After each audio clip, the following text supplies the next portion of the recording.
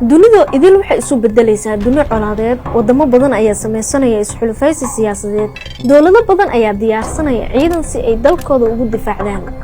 waxa la qoraa oo la tababaraa ciidamo lana soo bandhigaa dawlad-tusiyadooda si ay u noqdaan kayd ama difaac aan dhammaan ee uu wadan leeyahay soo arin cajiib maahan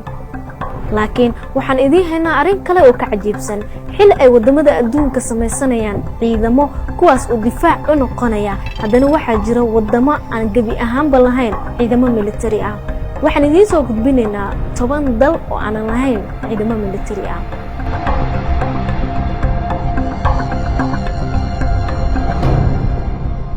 aan ku bilaabay dalka Vatican wuxuu ka mid yahay wadamada aan lahayn ciidamada militariga ah dalkan oo ah dalka ugu yar dunida waxa ku dhex yaala dalkaas Talyaaniga waliba caasimadiisa Roma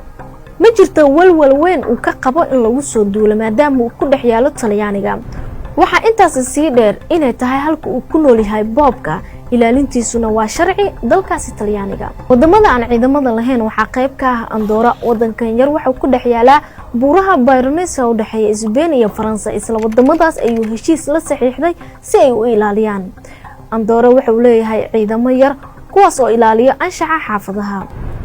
ma waxaan dhihi karnaa nabad jacayl mise aqli Costa Rica wuxuu qayb ka yahay wadamada aan lahayn ciidamada dalkan yar waxa ku dhex yaala bartamaha qaaradda America waxa ku nool dadyo gaaraya 4.9 milyan oo ruux kuwaas oo aan lahayn ciidamo miyaysan ahayn wax la yaab leh iyada oo waliba mar walba uu khilaaf soo kala dhex galo wadanka ay dariska yihiin ee Nicaragua 1948 wadankan waxa ka dhacay dagaalka sokeeye kaas oo gabi ahaanba lagu mamnuucay ciidan in ka badan 70 sano ayuu dalkan yahay ciidan la'aan wadamada aan lahayn ciidamada waxa qayb ka ah wadanka Dominica wadankan yar ee quruxda badan kuna haboon dalxiiska sidoo kalena leh neecawda uduga ee dabiiciga ah kaas oo inaba lahayn ciidan ilaaliya sababta ka dambaysa waxay tahay sanadii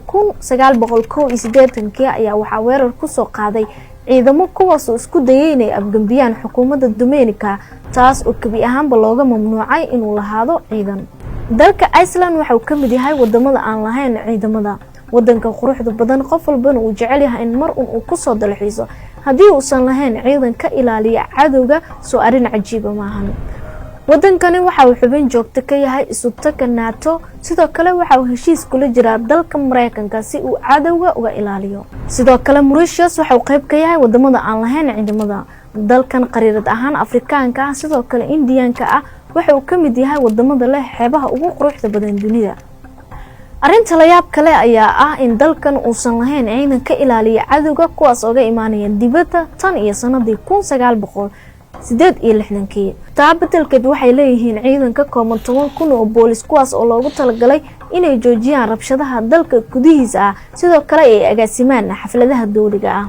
wadamada aan lahayn ciidamada militariga waxa qayb ka ah dalka Liechtenstein dalkan ku hadla luqadda Jarmalka ah waxa u dhaxeeya Austria iyo Switzerland mana lahan ciidan ilaaliyo tan iyo sanadii 1868 sababta loo joojiyay ciidanka militariga waxay ahayd in dalkan ay ku adkaatay joogteynta qarashka ku baxaya ciidamada militariga taa bedelkeed waxa uu caawimaad weydiistay wadamada dariska la ah ee Austria iyo waliba Switzerland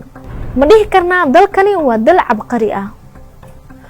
Marshall Island waxay kamid ah wadamada aan lahayn ciidamada jasiiradan Marshall oo kamid ah jasiiradaha la jecel yahay in lagu damaashaado ayaan lahayn ciidan ilaaliyo tan iyo sanadii 1986 oo ah markii ay xornimada qaateen Marshall Island wuxuu leeyahay ciidamo tiro yar kuwaas oo qaabilsan ilaalinta xeebaha waxa dalkani dhanka difaaca u qaabilsan sidoo kale Mareykanka oo ay heshiis ku wada jiraan jasiiradda Samoa oo mar walba u tartanta inay ka mid tahay goobaha ugu damaashaadka wacan dunida hadii aysan lahayn wax ciidan ah soo arin cajiib maahan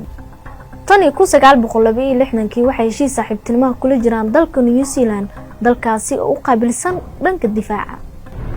wadanka ugu dambeeyay ee qaybta ka ah wadamada aan ciidamada lahayn waa Solomon wadankan jasiiradda ah ee ku yaala badda Pacifica ah dalka Ingiriiska ayuu xornimada ka qaatay sanadka markuu ah 1978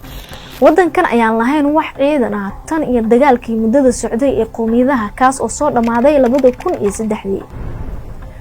wadamada New Zealand iyo Australia ayaana ka caawiya baahiyaha ay u qabaan ciidanka iyo waliba dhanka militariga inta aan waday warbixintan waxaa hubaala in qaarkiina ay ku soo dhaceen wadamada ugu awood badan dhanka militariga kuwaasna dhawaan ayaa inii soo gudbin doonaa.